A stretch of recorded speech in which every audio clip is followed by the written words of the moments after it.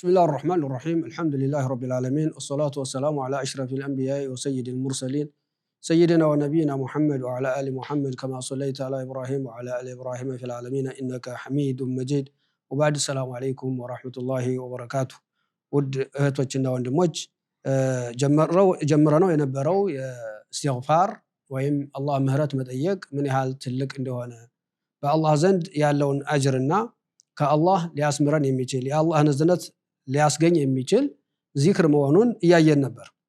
አሁንም ከዛው በመነሳት ኢንሻአላህ ቀጣዩን ምን ይሆናል። ረሱል ሰለላሁ ዐለይሂ ወሰለም በጣም استغفار ያበዙ ነበር ይላል። يستغفرullah في المجلس الواحد أكثر من 70 مرة አንድ ቦታ ላይ ሆነው አንድ ቦታ ላይ ከ70 እስከ 100 ድረስ استغفار ሲያደርጉ ይደመጡ ነበር ይላል። እንግዲህ رسول الله صلى الله عليه وسلم وقد غفر الله له ما تقدم من ذنبه وما تأخر الله ያለፈውንም መጪውንም ወንጀል ምሬሃለው ብሏቸው ግን ይሄን ያህል አንድ ቦታ ላይ ቁጭ ብለው ከ70 እስከ 100 ድረስ استغفار ያደርጉ ነበር። استغفر الله واتوب اليه الله ማረኝ በማለት ከአላህ ምህረት ይጠይቁ ነበር።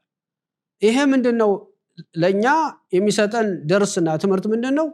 እሳቸው በዚህ ደረጃ ይሄን ያህል استغفار የሚያደርጉ ከሆነ እኛስ በቀን ስንት ወንጀል ያለብን ወንጀላችን ተቆጥሮ የማያልቅ ሰዎች استغفار ሁሉ ጊዜ ከኛ ሊለየን አይገባም ማለት ነው። ሁሉ ጊዜ استغفار አላህን መጠየቅ ምንም ያህል እንኳን ወንጀላችን ቢበዛ ከአላህ ምህረት ተስፋ መቁረጥ እንደሌለብን ولهذا يقول الله تعالى قل يا عبادي الذين أسرفوا على أنفسهم لا تقنطوا من رحمة الله إن الله يغفر الذنوب جميعا إنه هو الغفور الرحيم يا عبادي الذين أسرفوا على أنفسهم በነፍሶቻቸው በራሳቸው ላይ ድንበር ያለፋችሁ ባሮቼ ሆይ لا تقنطوا من رحمة الله ከአላህ ዝነት ተስፋ አትቁረጡ።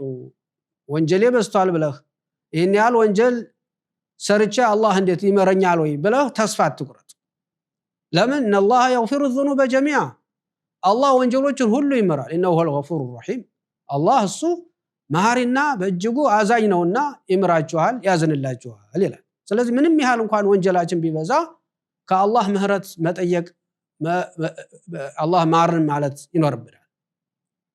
እና ረሱላህ ሰለላሁ ዐለይሂ ወሰለም ይሄን ያህል በቀን አንድ ቦታ ላይ ሆነው ይሄን ያህል استغفار የሚያደርጉ ከአላህ ምህረት የሚጠይቁ ከሆነ እኛ ደግሞ የበለጠ ምህረት መጠየቅ እንዳለብን ከዚህ ሐዲስ እንረዳለን።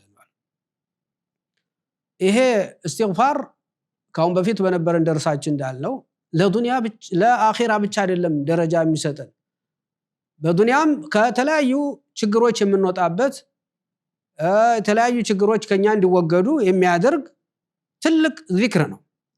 قال صلى الله عليه وسلم من أكثر من الاستغفار أو من لزم الاستغفار በሌላ ሪዋያ እንደተነገረው استغفار የሚያበዛ ሰው ሁሉ ጊዜ አላህን ምህረት የሚጠይቅ ሰው جعل الله له من كل هم فرجا جعل الله له الله ያደርግለታል من كل هم ከሚያስጨንቀው ነገር ሁሉ ፈረጃው ያደርግለታል። ከዛ ፈረጃው ቅርብ ያደርግለታል። ومن كل ضيق مخرجا ከሚያጨናንቀው ነገር ካለበት ጭንቀትም ደግሞ አላህ የሚወጣበት መንገድ አላህ ያደርግለታል። የሚያጨናንቅህ ነገር ይኖራል፣ እዳሊ ሊኖርብህ ይችላል፣ የተለያየ ችግር ሊኖርብህ ይችላል፣ ያስጨንቅሃል፣ ሁልጊዜ ትጨነቃለህ፣ ታስባለህ፣ ሐሳብ ይበዛብሃል። استغفار አድርግ ማለት አላህን استغفار አብዛ። ያኔ አላህ መፍትሄውን ያመጣዋል፣ ፈረጃውን ያመጣል፣ ከዛ ጭንቀት እንድትወጣ ያደርግሃል፣ መውጫ ቀዳዳውን ይፈጥርልሃል አላህ። ይሄ ነው በዱንያ ላይ መቼም ዱንያ ዳሩ ሐሚን ወገም ነች። የሚያስጨንቀው ሐሳቡ ብዙ ነው። ያን ሁሉ ግን ሲድቂን ከልብ አላህን ምህረት ከጠየቅነው አላህ ከዛ ጭንቀት የምንወጣበት መንገድ አላህ ያደርግልናል። ይሄም ረሱላህ ዐለይሂ ወሰለም ያሉን ወረዘቀሁ ሚን ሐይሱ ላ ይህተሲብ ወረዘቀሁ ሚን ሐይሱ ላ ይህተሲብ ባላሰበው አላህ ይሰጠዋል አሉ። የሚፈልገውን ነገር ባላሰበው መንገድ አላህ ሪዝቁን ያመጣለታል አሉ። ኢስቲግፋር በማድረግ ሚን ኩሊ ሐሚን ፈረጃ ከሚያስጨንቀው ነገር ሁሉ ከሚያጨናንቀው ከሚያሳስበው ነገር ሁሉ አላህ መውጫ ቀዳዳውን መንገዱን ይፈጥርለታል ወረዘቀሁ من حيث لا يحتسب ባላሰበው መልኩ ርዝቁን ደግሞ አላህ ያመጣለታል አሉ ይሄ ምን ውጤት ነው የእስትግፋር በዱንያ ላይ ያለው ማለት ነው እንግዲህ አኺራ ላይ ያለውስ በጣም ትልቅ አጅር ነው የሚገኝበት ማለት ነው አኺራ ላይ ረሱል ሰለላሁ ዐለይሂ ወሰለም ምን አሉ من أحب أن تسره صحيفته فليكثر فيها من الاستغفار የቂያማ ቀን ሲሆን የሥራ መዝገቡ እንዲያስደስተው የሥራ መዝገቡ ሲከፍት በጣም ደስ እንዲለው የፈለገ ሰው አሉ فليكثر فيها الاستغفار استغفار ያብዛው طوبى لمن وجد في صحيفته استغفارا كثيرا በሌላ ዘገባም ስራ መዝገቡ ላይ ብዙ استغفاሮችን ያገኘ ሰው ቂያማ ቀን ሲሆን ይሄ ጀነት ተረጋገጠለት አሉ ምን ያህል እድለኛ ነው አሉ طوبى لمن وجد في صحيفته استغفارا كثيرا استغفارا كثير يعني ብዙ استغفاሮችን ማድረግ ለአኺራ ራሱ ደስታን ይፈጥርልናል የሥራ መዝገባችን ስናየው እንድንደሰት ያደርጋል እንዳንከፋ የሥራ መዝገብ እኛ ለአካለ መጠን ከደረስን ጀምረን እስከምንሞት ድረስ ያለው ምንነገረው ምንሰራው ሁሉ በተክላላ ተጽፏል እንግዲህ ወንጀሉም ጥሩም ነገር ይጻፋል ግን ወንጀላችን ተምሮ ኸይራችን በስቶ እንድንደሰት ከፈለግን استغفار ማብዛት አሁን استغفار ማብዛት ሁሉ ጊዜ አላህን ምህረት መጠየቅ ለምን خطأنا በየሰዓቱ በየደቂቃው እንሳሳታለን ከዛ ስህተታችን ለመውጣት ምንድነው استغفار ማድረግ አላህን አሁን ምህረት መጠየቅ ያስፈልጋል